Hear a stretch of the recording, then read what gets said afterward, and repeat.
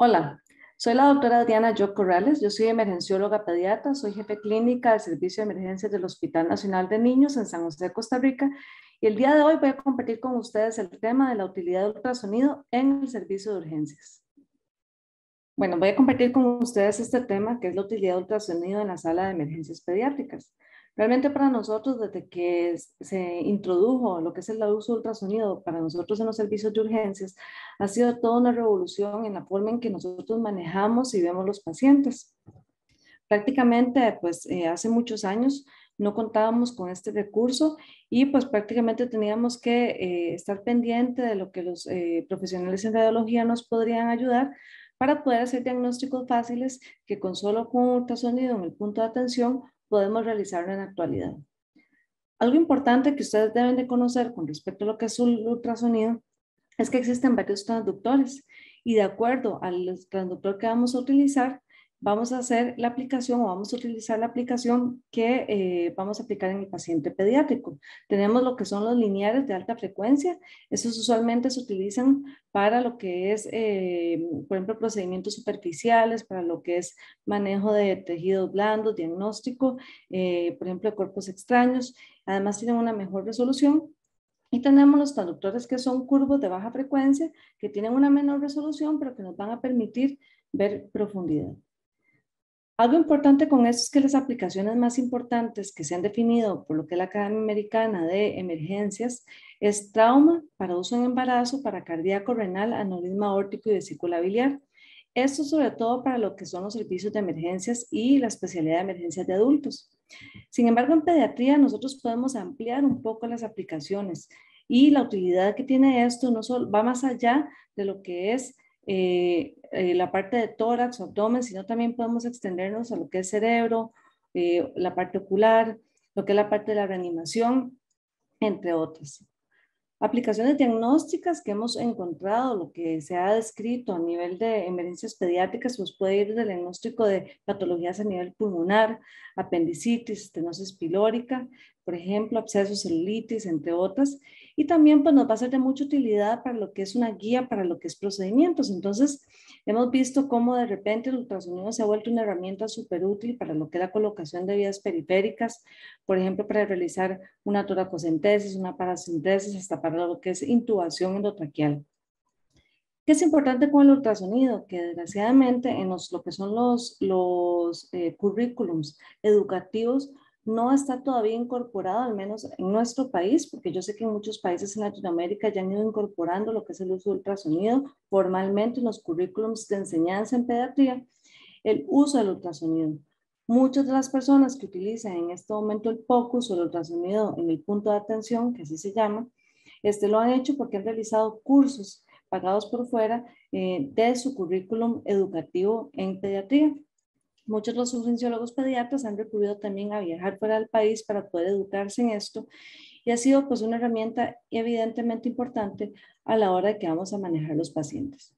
¿Qué es importante con esto? Tener el concepto que el saber utilizar el ultrasonido en una sala de urgencias puede salvar vidas. Nosotros podemos diagnosticar un paciente que podría llegar en un taponamiento cardíaco, un paciente que llega con un shock indiferenciado.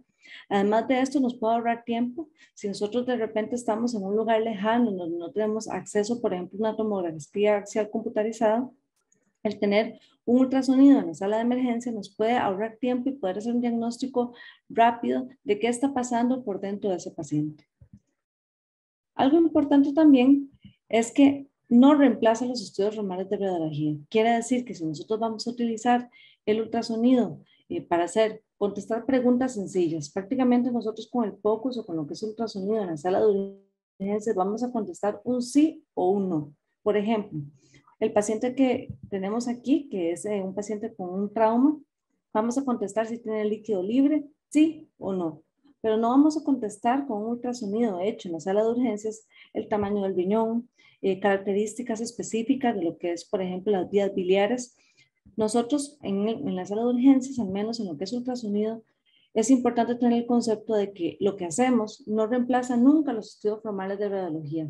Y cuando nosotros hacemos un diagnóstico o una sospecha diagnóstica específica con el POCUS, siempre tenemos que confirmarlo con los especialistas en radiología para que nos hagan un reporte formal y que además de esto pues nos puedan hablar de algunas características propias que nosotros en el POCUS no vamos a poder realizar. ¿Cuáles van a ser los usos más frecuentes del POCUS en el servicio de emergencias pediátrico? Bueno, por supuesto que el IFAST, que es el estudio, uno de los estudios más frecuentes. A veces cuando nosotros hablamos de ultrasonido, la gente solo se acuerda del FAST. El FAST es un estudio pues, que se creó para hacer un diagnóstico rápido de líquido libre en pacientes en trauma. De hecho, si nosotros vemos las siglas de FAST, que es como se empezó inicialmente, se habla de un Focus Abdominal Sonography Trauma Exam. O sea, quiere decir que es un examen de abdomen que es rápido, que se va a ubicar en lo que son los espacios de Morrison, el espacio espleno-renal, lo que es la región suprapúbica. Además de esto, va a hacer una vista en lo que es el corazón para ver si hay eventualmente líquido en ese pericardio. Y el I habla del extendido, que significa que va a correr hacia lo que es pulmón. Ven ustedes, por ejemplo, cómo de forma rápida, eso es una vista suprapúbica, podemos ubicarnos que donde está señalado aquí con la flecha roja, vamos a ver cómo ahí vemos un área negra, que lo negro en un ultrasonido nos va a hablar de líquido. Usualmente nosotros cuando vemos, por ejemplo, en esto, vamos a poner otra vez el video, en este ultrasonido que vemos acá, vemos de que arriba va a haber vejiga y abajo va a haber algo negro, que lo que nos va a evidenciar es que hay líquido libre. Quiere decir que en un paciente en trauma nos va a traducir en que es su sangrado.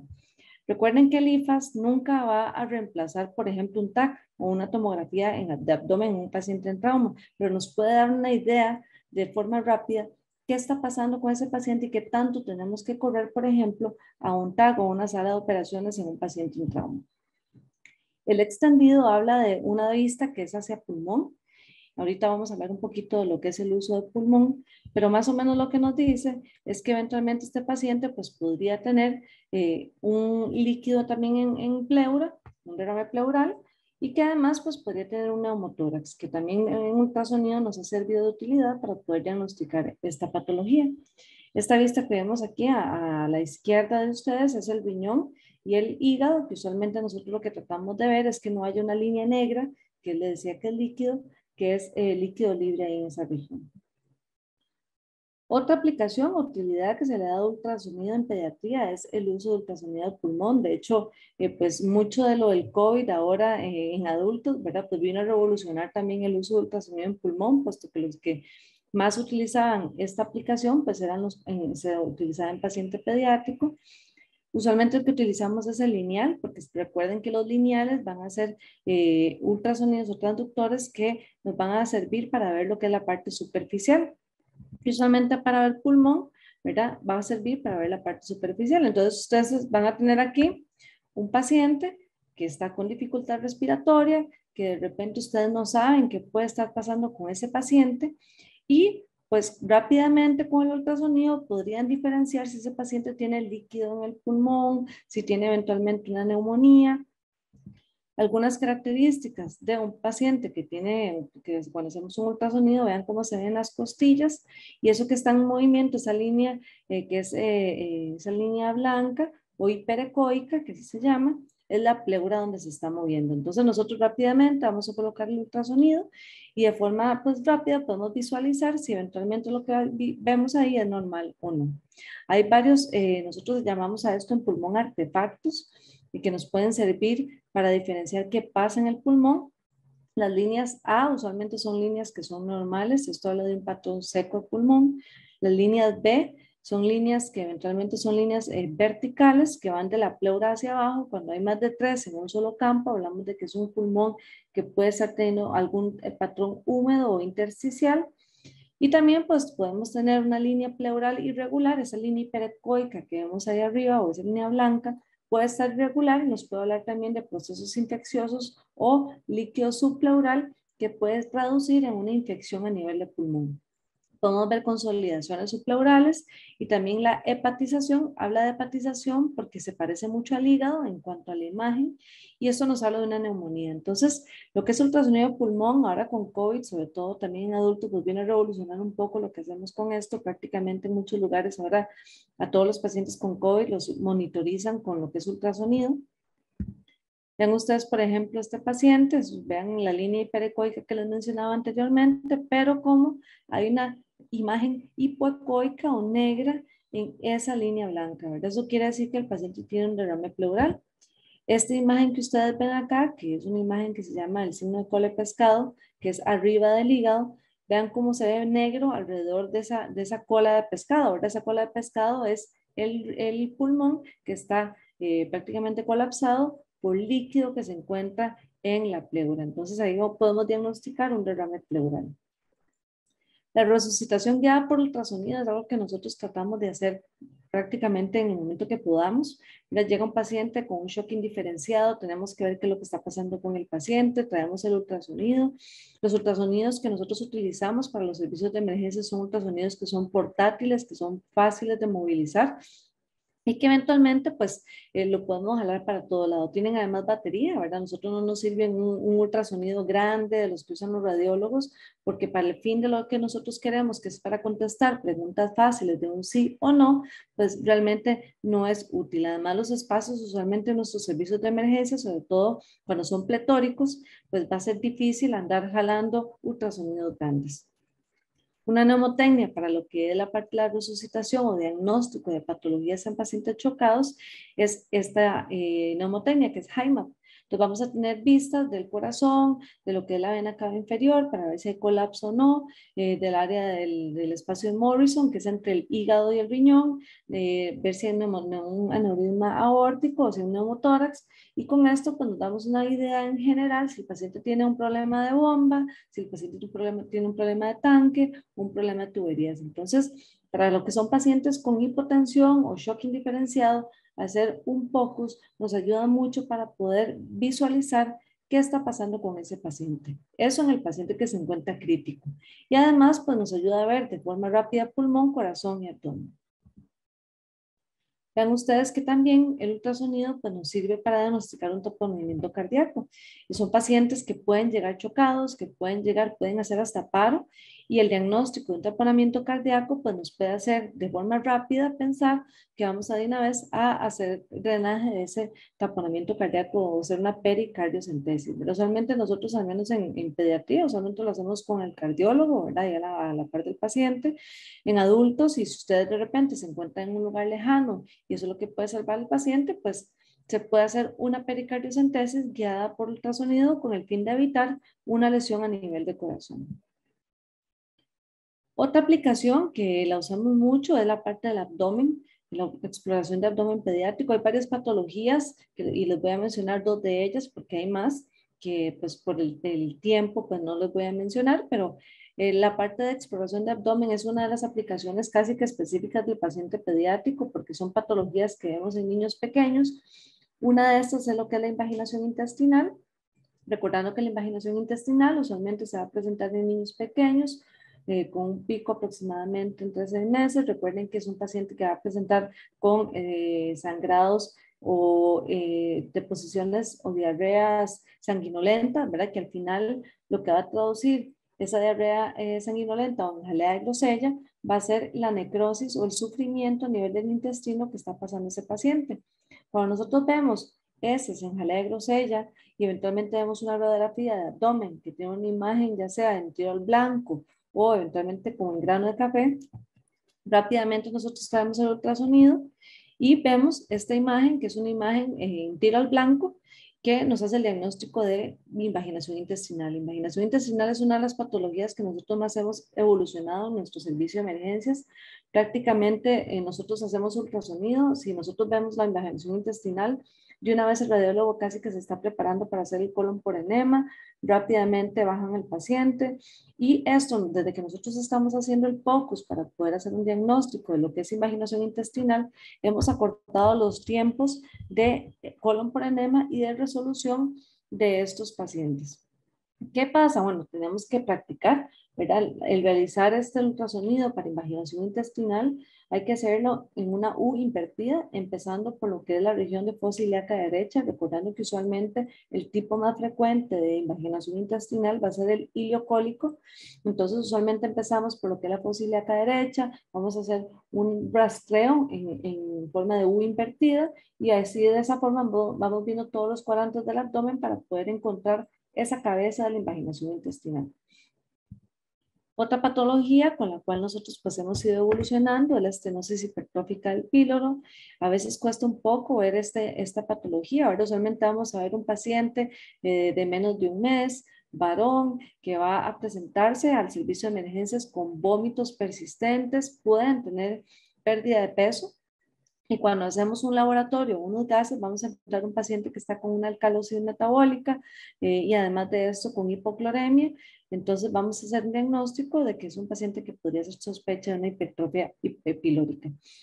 A veces, si tenemos suerte, en niños que son más flaquitos, ¿verdad? Podemos ver la oliva pilórica, que es como la imagen que vemos ahí en la región epigástrica. Y lo que vamos a visualizar por ultrasonido es el engrosamiento de la capa muscular del píloro. Usualmente nosotros hacemos el diagnóstico cuando ese engrosamiento es más de 4 milímetros y cuando el largo del canal pilórico va a ser mayor a 14 a 16 milímetros. Usualmente con esto hay que hacer práctica, ¿verdad? ¿Por qué? Porque esto está interpuesto como detrás del estómago, ¿verdad? Si el paciente ha estado comiendo, de repente tenemos aire o ha estado llorando mucho, puede que la visualización del píloro sea más difícil, ¿verdad? Pero lo que vamos a ver es esto, es esta imagen, es una imagen como en salchicha, ¿verdad? Como ustedes la ven ahí adentro, ven ustedes que se encuentra justo casi que llegando al hígado, entonces hay que seguir el estómago y llegarlo hasta llegar a donde se visualiza el hígado. Este es un ultrasonido que le hicimos nosotros ahí. Ven ustedes cómo se ve la cámara gástrica, donde se ve ahí la comida o la leche. Y de repente pues vemos ese canal pilórico que se encuentra bastante engrosado, que de hecho ahí la longitud no logramos obtenerla bastante bien, el radiólogo ya lo logró pues con mayor técnica pues lograr obtener la longitud de ese píloro y pues logramos diagnosticar en este paciente de forma rápida una estenosis pilórica. Entonces si nosotros ya hacemos un focus y nos enfocamos en el diagnóstico de ese paciente, podríamos referirlo rápidamente a un lugar en donde haya una resolución quirúrgica, ¿verdad? Esos pacientes requieren un cirujano pediatra. Y si estamos en un lugar muy largo o periférico, con la imagen obtenida, pues podríamos ya trasladar a ese paciente a un nivel de mayor atención. Otra aplicación que lo usamos prácticamente a diario es para la colocación de vías centrales, periféricas y líneas arteriales. Muchos de los estudios que se han realizado con respecto a lo que es la colocación de vías centrales y periféricas guiadas por ultrasonido hablan de cómo se disminuyen las complicaciones y aumenta el éxito cuando uno guía por ultrasonido estas vías. Ahí todavía nosotros tenemos en el hospital todavía pues gente que todavía, bueno, se formó en una dice en la antigua escuela, ¿verdad? En donde todo se hacía guiado por anatomía. Y pues nosotros ahora con ultrasonido, pues lo hacemos guiado por ultrasonido. Los diferentes sitios de cateterización se puede hacer guiado por ultrasonido, eso no hay ningún problema. Siempre el que vamos a tratar de usar es el hockey stick, que es un transductor de alta frecuencia, es el más pequeño que hay, usualmente es el que, con el que visualizamos mejor lo que son los vasos. Varias técnicas de abordaje cuando nosotros hacemos lo que es la cateterización de los vías centrales, ¿verdad? Podemos hacerlo fuera de plano, en donde la aguja se va a ver como un punto, ¿verdad? Más o menos ustedes lo van a visualizar así en el ultrasonido. Aparece más o menos con el plano de la exploración del transductor y la aguja va a buscar el transductor. Quiere decir que nosotros vamos a punzar y vamos a visualizar el punto blanco que va a ser la aguja. Más o menos es esto, ¿verdad? Ustedes tienen que visualizar la distancia, ¿verdad? En donde van a poner la aguja, donde van a punzar y la distancia del transductor, porque dependiendo de cómo ustedes tengan o de cómo puncen con la aguja y el transductor, pues de esa forma ustedes pueden perder de vista el vaso. Entonces, hay que practicarlo definitivamente. Hay algunos que les gusta esta técnica. La otra técnica para lo que es la colocación de vías es en plano, ¿verdad? Y usualmente aquí se visualiza el trayecto de la aguja dentro del plano de exploración. Entonces, vean, este es un ejemplo, ¿verdad? Ven ustedes cómo se ve la aguja, ¿verdad? A un lado y cómo ustedes van viendo cómo se va introduciendo dentro del vaso. Por supuesto que la forma más fácil de colocarla, pues va a ser la forma en la que ustedes mejor lo practiquen, ¿verdad? A mí me queda mejor hacerlo fuera de plano, pero tengo un compañero que siempre lo hace en plano, ¿verdad? Entonces va a ser como ustedes se sientan más cómodos. Vean ustedes que cuando nosotros tenemos el transductor desde el punto de vista transversal, vamos a ver el punto de la aguja, si lo tenemos sagital, vamos a ver la aguja completa, ¿verdad? Entonces más o menos se va a ver así. Esto es en un Phantom. ¿verdad? Como nosotros practicamos ultrasonido. Siempre hay que tratar de identificar las estructuras, ¿verdad? La vena usualmente se ve ovalada, usualmente se comprime, no es pulsátil, mientras que la arteria circular no se comprime y sí es pulsátil. Ahora vamos a ver un ejemplo de esto, ¿verdad? Más o menos vean cómo se ve.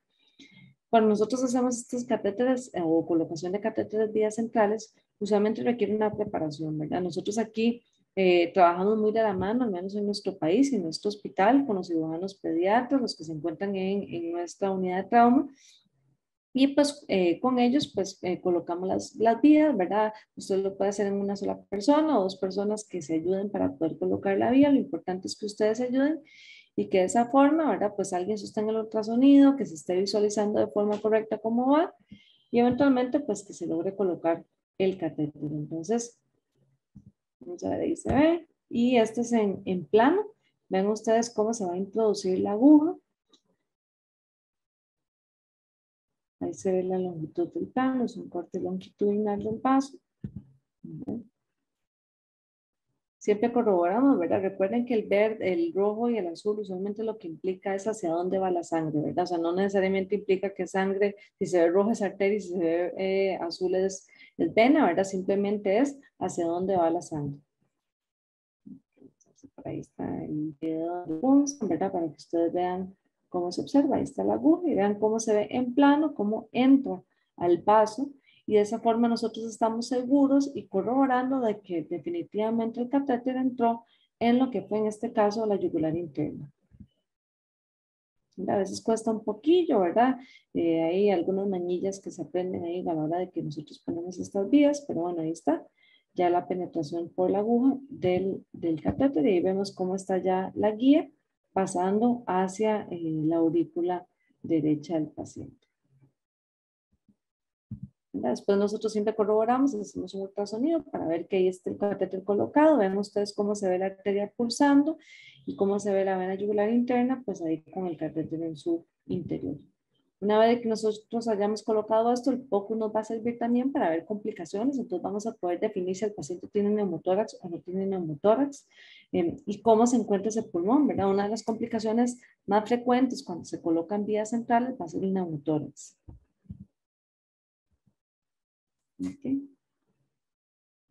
Por las líneas arteriales, ¿verdad? Es otra utilidad que le hemos encontrado a lo que es el ultrasonido, ¿verdad? Entonces ven ustedes, por ejemplo, eso es son arterias y son vasos muy pequeños, ¿verdad? Pero vean cómo se distingue de todo el resto de las estructuras, ¿verdad? Cómo pulsa. Usualmente las medimos, vean que en este caso mide 1.5 centímetros. Ponemos Doppler para estar seguros de que sí es una arteria. Vean cómo pulsa. Luego procedemos a la colocación del catéter, ya sea en plano o fuera de plano. En pediatría, pues otra aplicación pues, que se le ha encontrado también es la parte del uso en tejidos blandos. A veces cuando nosotros tenemos los pacientes que llegan a consultar al servicio de emergencia de forma ambulatoria, vemos pacientes que tienen pues, lesiones feas, no sabemos si de repente por dentro pues pueda tener líquidos, si de repente tenga algo que ya está en absceso, ¿verdad? Recuerden que muchos de estos abscesos hay que drenarlos, ¿verdad? Si no se drenan no se curan. Entonces, el ultrasonido en este tipo de patología nos puede ayudar al diagnóstico de un absceso o de algún cuerpo extraño que pueda haber dentro de las lesiones. Entonces, siempre cuando nosotros vamos a ver lo que es tejidos blandos o la parte musculoesquelética, siempre hay que hacer las vistas transversales y longitudinales, ¿verdad? Para ver cómo está. Y lo ideal es siempre hacerlo en el brazo bueno, o sea, en el brazo malo y en el brazo bueno, ¿verdad? Para poder comparar qué es normal en el paciente y qué puede estar sucediendo en el lado donde tiene eventualmente la lesión o el golpe, etcétera. A veces se puede colocar una barrera agua, ¿verdad? Para poder visualizar mejor si hay un cuerpo extraño. Sobre todo ayuda mucho cuando se meten cosas en las manos o en los dedos, ¿verdad? Poner una barrera líquida que pueda ayudar a visualizar mejor la imagen. A veces, o las preguntas que nos ayuda a contestar el ultrasonido cuando hacemos en tejidos blandos es, por ejemplo, absceso versus celulitis o absceso versus adenitis, si hay cuerpo extraño presente. Y muchos de los abscesos se pueden guiar el drenaje por ultrasonido. Entonces, Cuando nosotros vemos piel, porque hay que acostumbrarse a ver piel, o sea, muchas de estas aplicaciones del ultrasonido uno las puede hacer en buena forma si nosotros nos entrenamos y practicamos. Y, por ejemplo, lo que es tejidos blandos, hay que estar pendiente de qué es lo que nosotros vamos a encontrar como piel normal. Recuerden que la piel tiene diferentes capas. Estas capas van a de hecho, visualizarse en lo que es el ultrasonido. Ahora vamos a ver la epidermis, el tejido, la grasa subcutánea, la fascia, el músculo. Entonces hay que acostumbrarse a ver qué es lo que es normal y qué no. Por ejemplo, eso es un paciente que llegó con una mordedura de serpiente. Si nosotros vemos que esta es una piel normal, ¿verdad? Como tal cual se describe, ven el ultrasonido de este paciente. Entonces aquí puse una fotografía de una piel normal y aquí vemos al lado derecho cómo se ve ese ultrasonido de ese paciente en esa área. Entonces vamos a ver el engrosamiento del tejido subcutáneo, vamos a ver líquido metido en ese tejido subcutáneo que nos va a hablar de edema, ¿verdad?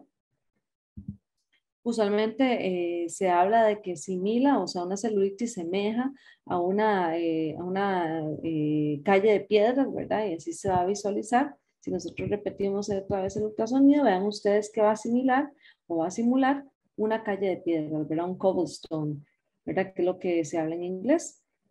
Cuando nosotros vemos esto, vamos a decir que esto es una celulitis, ¿verdad? En este caso, vean ustedes cómo el líquido, el que es la parte negra, se mete dentro de los tejidos.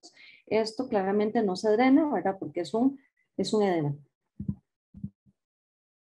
Cuando tenemos fasciitis necrotizante, ¿verdad? Que eso pasa, por ejemplo, en los pacientes, puede pasar en los pacientes con mordedura de serpiente, lo que vamos a encontrar es aire. Recuerden que muchas de las fasciitis necrotizantes tienen infección en la fascia y ahí mismo se mete aire, ¿verdad? O de hecho pueden crepitar, que es uno de los diagnósticos clínicos, ¿verdad? Cuando nosotros vemos pacientes con fasciitis necrotizante, vean ustedes que el aire, si recuerdan el pulmón hacía como unas líneas B, que son líneas horizontales. Bueno, obviamente ahí pues no le vamos a llamar líneas B porque eso no es el pulmón, pero vamos a encontrar unos artefactos similares y esto lo que nos va a implicar es que hay aire en ese lugar. Ven ustedes además como arriba de esas líneas o imágenes hiperecoicas o blancas está el edema de lo que es la parte del tejido subcutáneo, donde está la dermis y la epidermis, y además la fascia que se encuentra con aire y edema. Entonces, con esta imagen nosotros ponemos el ultrasonido, rápidamente sabemos que es una emergencia infectológica, que tenemos que poner medicamentos, ojalá antibióticos asociados, y es un paciente que hay que trasladarlo a un nivel mayor de complejidad, puesto que va a ocupar probablemente una fasciotomía que no se la va a poder ofrecer en un primero o segundo nivel de atención, comparado con el paciente con una celulitis, que ese paciente lo vamos a poder manejar nosotros, vamos a poder darle antibiótico por vena si es que la celulitis es muy grande, o eventualmente un absceso para drenar. Este es un ejemplo, ¿verdad? Es un paciente de 13 años que lo que le vimos ahí fue un eritema de induración que puede medir más o menos 10 centímetros, no fluctúa, pero es muy doloroso. ¿Verdad? Vean a la hora que nosotros hacemos el ultrasonido, vean cómo se ve esa imagen ahí al fondo, ¿verdad? Ahí abajo, como una imagen hipocoica que nos está hablando de que ahí hay un absceso, ¿verdad? Y vean además cómo se ve la región subcutánea, que se ve todo edematoso, cómo se ve además engrosamiento de ese tejido subcutáneo y que nos va a hablar de que además de que hay un proceso celulítico, hay ya un compromiso de absceso que probablemente esté comprometiendo el músculo, ¿verdad? Una piomiositis, ¿verdad? Con una profundidad ahí de más o menos 2 centímetros. Usualmente nosotros vamos a ver un squish sign, que aquí el video no se me pegó, pero es un movimiento del fluido, ¿verdad? Ustedes van a estripar el transductor y lo que van a ver es cómo el líquido se desplaza por todo lado, ¿verdad? Que fue lo que vimos en uno de los del ultrasonido que le hicimos al paciente de la mordedura de septiembre. ¿Se ve? Aquí se ve el squish sign, entonces ven ustedes cómo uno comprime esa región, ¿verdad? Donde está la parte, vean como el líquido se desplaza de un lado al otro, ¿verdad? Entonces es un squish sign. Y además, como les decía, vemos el edema del tejido subcutáneo con edema y líquido libre. También, pues, se puede hacer pues, drenaje guiado por ultrasonido, ¿verdad? Aquí sí hay que sedar al paciente. Recuerden además la profundidad en la que estamos, ¿verdad? Que nosotros tenemos que medir las agujas que tenemos, si nos sirve, si no nos sirve, si eso lo podemos hacer en nuestro servicio de emergencias o si eventualmente el paciente tiene que ser llevado a sala de operaciones. Pero un absceso que se encuentra pues superficial, podríamos nosotros drenarlo guiado por ultrasonido. No solamente nos sirve el drenaje, sino también además nos sirve que ese líquido que vamos a extraer nos va a servir para lo que es cultivos. Aquí se está drenando el líquido y ahí va a ir uno viendo cómo se va reduciendo esas áreas hipoecoicas en el área. ¿Qué pasa con esto? Bueno, que es operador dependiente, ¿verdad? Usualmente nosotros les hablaba de que para la parte musculoesquelética siempre hay que hacer un ultrasonido contralateral para comparar, ¿verdad? Dentro del espectro de las infecciones, ¿verdad? Se extiende más allá celulitis y absceso, ¿verdad? Y recuerden que además que la ausencia de líquido, que el líquido anecoico o la parte negra no descarta por completo la presencia de absceso. Entonces hay que también unificar la parte clínica con lo que encontramos en el POCUS. Ese es un ejemplo de un paciente con cuerpo extraño. Es un paciente, una chiquita de 8 años que estaba jugando en el patio, se cayó encima de un vidrio quebrado. La paciente llega al hospital, porque esto nos pasó a nosotros, llega al hospital con una lesión en el muslo derecho. La paciente se le explora el muslo derecho, se le extraen algunos pedazos de vidrio, se sutura la lesión y la paciente se egresa al lugar. Días después llega la paciente porque resulta que tiene mucho edema, le duele demasiado y a la hora que nosotros hacemos un ultrasonido en esa región del muslo, bueno, más o menos era, creo que era por, no sé si era exactamente en el muslo, ya no recuerdo exactamente dónde era, pero era por el muslo o por la parte como de los gastrocnemios, pero vean ustedes cómo ahí se observa algo irregular, ¿verdad? Y eso corresponde a un cuerpo extraño. O sea, quiere decir que hay un vidrio que quedó ahí dentro de esa lesión y que si probablemente nosotros, en el momento que la paciente llegue, le hacemos el POCUS, podríamos ver si hubiera quedado vidrio o no. Vean cómo se ve la lesión ahí, ¿verdad? Entonces vean cómo se ve el vidrio y cómo alrededor de ese cuerpo extraño la paciente hizo un absceso. Esta paciente tuvo que llevarse a sala de operaciones porque, bueno, el absceso era bastante grande, además de esto era un vidrio, o sea, no era como que lo podíamos extraer nosotros ahí en el servicio de emergencias y hubo pues que abrirle un poco para poder drenar ese líquido y eventualmente quitar el cuerpo extraño. Entonces, eso es importante, la detección y localización, ¿verdad? Usualmente todos son hiperecoicos, entonces van a ser como una sombra posterior. Vamos a ver aquí este ejemplo, ¿verdad? Y ustedes van a ver una sombra, ¿verdad? Por debajo del cuerpo extraño. Además de esto, pues pueden haber algunos radiopacos, ¿verdad? Como es el metal y el vidrio, y algunos radiolúcidos como madera y plástico. Entonces, varios cuerpos extraños se pueden visualizar bien en lo que es tejidos blandos. Con los cuerpos extraños radiolúcidos, ¿verdad? Se puede facilitar la extracción y sobre todo, si es guiado por ultrasonido, pues se limita a lo que es la irradiación. O sea, así el paciente no tiene que ir a una placa, ¿verdad? Hacerse una placa cuando tenemos el ultrasonido ahí a la par de nosotros. Además de esto, pues si nosotros de repente visualizamos que ese cuerpo extraño puede encontrarse en una articulación o cerca de una estructura vascular o nerviosa o un tendón, son pacientes que son candidatos a una extracción quirúrgica, ¿verdad? Entonces ya nosotros vemos que está por la articulación o por un vaso, ¿verdad? Que ya vimos que la identificación de los vasos con el POCUS es muy sencilla, entonces son pacientes que van a ser candidatos a una extracción quirúrgica. Y pues eventualmente, pues el ultrasonido, al menos en lo que es piel, tiene que hacerse perpendicular durante todo el procedimiento. Con lo que es músculo esquelético, pues esto, como nuestro servicio todavía tenemos la parte de ortopedia ahí, ellos ven esta parte, pues todavía no hemos incursionado tanto, pero sí es importante que ustedes sepan de que también en muchos lugares se utiliza para ver fracturas, ¿verdad? Entonces uno puede observar lo que son fragmentos de abulsión, puede ver sobreposición de fragmentos de fractura, deformidades, disrupción de la corteza, ¿verdad? Sobre todo, por ejemplo, cuando hay fracturas de tallo verde, que son frecuentes en niños. Entonces vean ustedes que, como aquí está la cabeza del radio, vean ustedes como en esta parte, ahí donde está señalado la flecha, hay una disrupción de la corteza del radio. Entonces, ahí rápidamente podemos hacer un diagnóstico que esto es un buccal fracture o un tallo verde y ya se puede hacer la radiografía si fuera el caso para corroborar y que eventualmente el radiólogo pues, pueda ejercer el tratamiento que le corresponde. Entonces vean ustedes cómo se ve arriba, es una línea hiperecoica, una línea blanca, cómo se ve ahí lo que es la corteza ósea. Entonces vean cómo usualmente debe ser de esa forma, ¿verdad? Recta, continua, no debería de haber malformaciones ni alguna grada, digamos, en lo que es la corteza del hueso. Y rápidamente pues podríamos hacer un barrido, ¿verdad? En todo ese hueso, sobre todo específicamente pensando en el área que le duele al paciente. Con la fractura, vean cómo se ve la deformidad, ¿verdad? Aquí está el ejemplo de cómo vemos nosotros aquí la deformidad del brazo, ¿verdad? Como vemos aquí en la radiografía, también la deformidad, ¿verdad? Cómo se correlaciona la fractura que estamos viendo en el ultrasonido con la radiografía. Entonces, no es una herramienta que nos sirve para ver muchas cosas, ¿verdad? Y ver qué está pasando dentro del cuerpo del paciente. ¿Ok? Igual ahí vemos cómo está, vamos a ver la corteza, vemos la corteza y aquí vemos una disrupción de esa corteza, ¿verdad? Entonces es una fractura de tallo verde del radio y pues es un paciente que va a ser candidato de una vez a un yeso.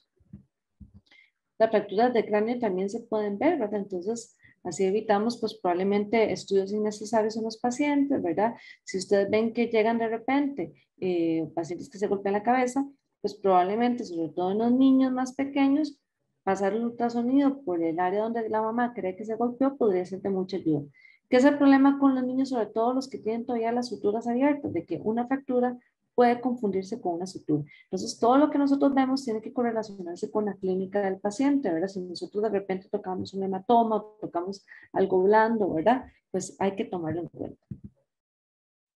El ultrasonido de cadera también. Nosotros no tenemos tanta experiencia con ultrasonidos de cadera, pero yo sé que en muchos lugares del mundo, sobre todo en aquellos que tienen pues fellows de ultrasonido pediátrico, etcétera, lo hacen de rutina, ¿verdad?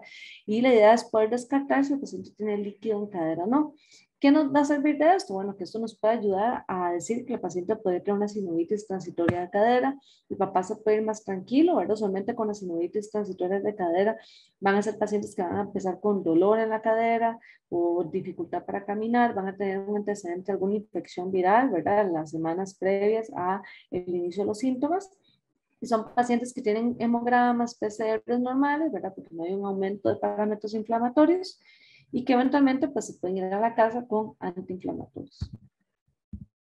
Es un ejemplo, ¿verdad? Donde que se puede observar líquido en la cadera.